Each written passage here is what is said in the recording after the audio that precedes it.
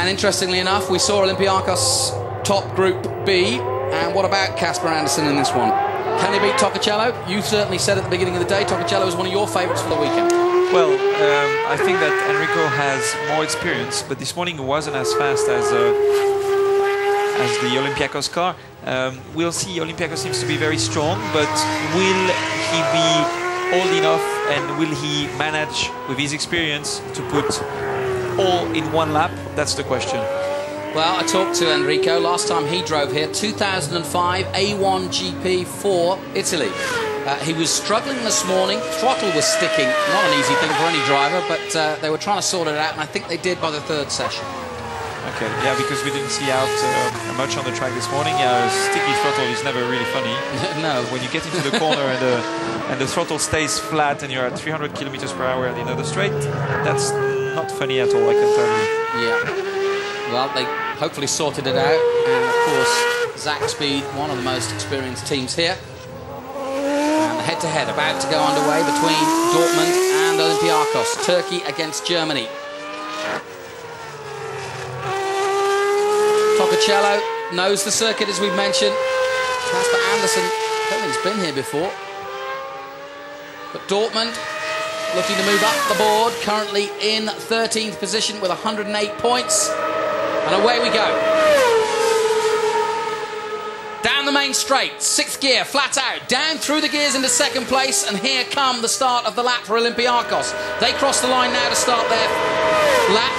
We'll get the first sector from Dortmund in a moment, and out of turn 4, flat out, 4th gear, down through the gears again to 2nd gear, up the hill, turning up to 3rd gear momentarily, a blip on the accelerator, and then hard on the brakes again into the long left-hander. 17.9, good sector. Yes, it's the quickest sector we've seen so far. And no, it's not because Olympiacos actually went faster. They did, by 0.051. So we thought it was impressive by Dortmund, but Olympiacos once again setting the benchmark again. We'll take a look at the 2nd sector. All to do now for Tocacello. He's got to be tidy. I'll let you take us through this because you can see whether he's making mistakes or not. Well, no, he didn't do any mistake. That was quite good. He just braked a little bit early there, but still it's good. It's tidy.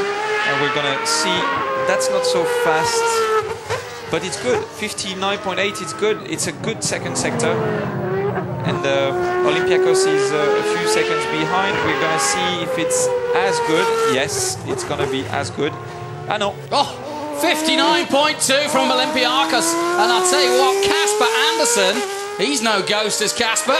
He is flying. Yes, it's a very good lap time. Maybe quicker than AS Roma, actually. We'll see in the last sector. Dortmund crosses the line at 127.6, but surely Casper Andersen has beat him hands down. The Dane has written his own fairy tale. Across the line, 126.3. Impressive. And that's actually a little bit quicker than AS Roma, indeed. 1/10 quicker. So, the fastest lap so far of the knockout stages goes to Olympiacos, and definitely high fives for the Greeks. They'll be smashing plates in the pit lane tonight, I think. But Casper doing an excellent job. Yes, very good job from Casper. He did put it together. There we have our answer. And he looked strong since this morning, so... I think that says it all, doesn't it? Everybody got the team shirts on, there you see. A delighted crew there for Olympiacos. And to be fair, Olympiacos all the way down. It's been a rotten season so far, and the main reason, I think, is DNFs. They've had 4 DNFs in all, and maybe, just maybe, things could be turning around here. And 2nd quarter-final then, just to confirm, Olympiacos beating Borussia Dortmund. Tocacello not able to take the pace of Olympiacos. Casper Andersen. 2 more quarterfinals to go, and it's the league leaders out next against AC Milan. Doesn't get any better than this. Davide Rigon against Robert Dornbos. Who's your money on? We're keeping the casino theme going, Bruce, you see? Yes, and I would say Beijing this time. All right, fair enough. I won the first one, didn't I? Yeah, with AS Roma. Yeah, you're up. You've won at least a glass of water or something. Yes. Well, you keep asking me. I have to ask you as well. All right. Otherwise No, don't ask me. I'll fudge it. But Guan, definitely the team to watch. FC Guan of Beijing. And I was talking to Davide Rigon this morning and said, what kind of reaction have you got? And he said, we've been overwhelmed by the emails. Obviously, Beijing a long way from here. But the guys that will be going in the new Olympic Stadium. Their fans really warming to this over the internet and getting behind Davide and sending emails of support and saying, take on AC Milan, show them what we've got. Because it is. I mean, there's no way that Guon as a football team will ever play against AC Milan, so this is their big opportunity.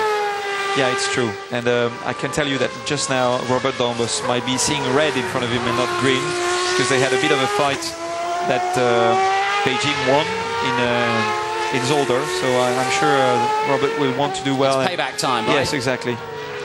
Well, and as I said, AC Milan down in 10th position at the moment compared to Guan, who are top of the league, 207 points, only one DNF.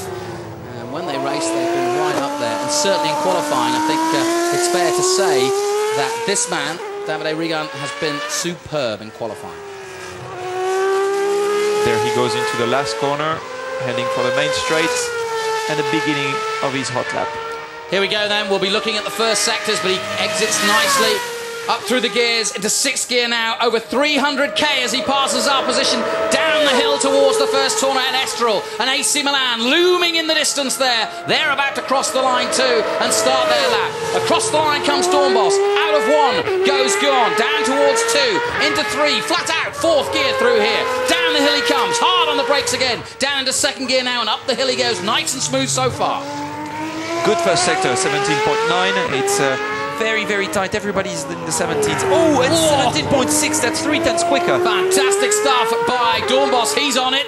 He's eating his shreddies this morning, that's for sure. Away goes Dornbos, 3/10 quicker. And I'll tell you what, it's going to be hard for Davide Rigon to react. Do you think he'll be aware that Dornbos is quick yet or not? No. In that case, the engineers are just staying quiet. They let the drivers do the job, and that's it. AC Milan just must have been braking very, very late into the first corner. That's why they made up so much time. That's the only place.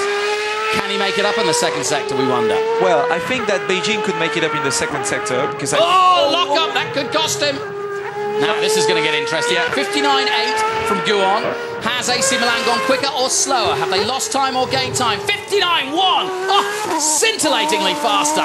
0.691 quicker, half a second almost by Robert Dornbos as he locks up the wheels here in the Portuguese coastline Estoril circuit. The lap time is going to be very interesting for both of them. Come on, okay. Guon! 26.2, that's fast. Very quick indeed. Across the line comes Dornbos, a 1:26.0. Whoa! What a great head-to-head that was. And amazingly, AC Milan have come out on top despite locking up and despite a very strong lap from Beijing. I lost. You did, again. I wasn't going to remind you. No, that, as you said, it was payback time. Yep. That's done.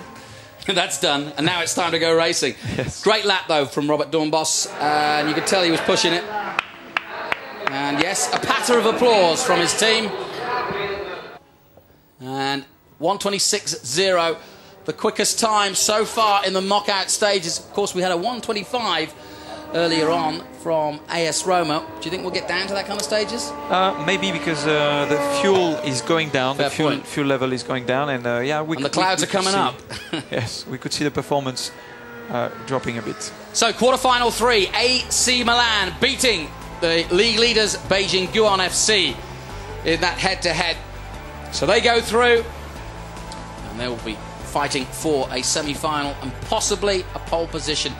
And let's not overemphasize this, but pole position here at Estoril, as you've been pointing out to me, vital. There's nowhere to overtake. No, it's actually very, very hard. The only place, as we see FC Porto starting with Liverpool, but the only place to overtake, it's the end of the main straight, and it's not easy to get close to the car in front of you because of this last corner where you lose downforce if you're following from too close. I can hear the cop getting on their feet as we speak and about to walk alone with Adrian Valles as he takes on the mighty FC Portugal, FC Porto in Portugal. Never an easy task, not even in motor racing. And Tristan Gomendy, very determined. We saw him earlier in the programme, twisting, doing a little bit of magic. I was quite impressed with that, actually, because he did it first time. Yes, true. No, he was good. I was impressed as well. He's not apart from the racing and jogging, he's not so much of a sportsman. He's not a very good football player, I have to say. Is he not? No. Well, we're doing a keepy-uppy at the moment. We're going to see if he's any good at that. But at the moment, Porto, not keepy-uppying. They're up in 9th position at the moment with 138 points. This weekend, massive to both Tristan Gomandy and the FC Porto.